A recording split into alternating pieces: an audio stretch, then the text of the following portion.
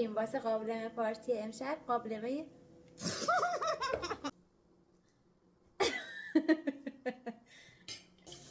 بریم واسه قابلمه پارتی امشب سمبوسه ماستی درست کنیم.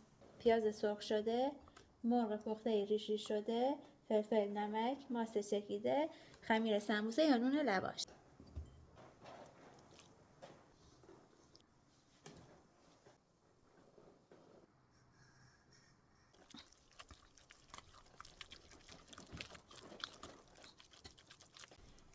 این شد مواد سمبوسمون.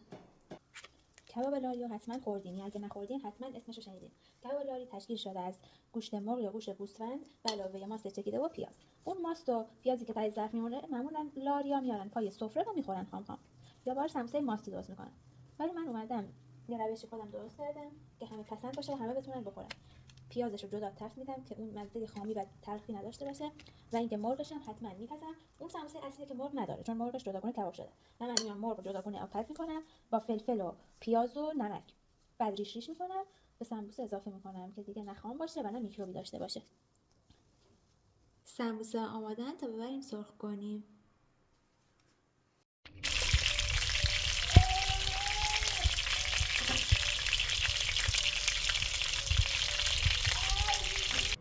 اینم از سمبوسه های ماستیمون.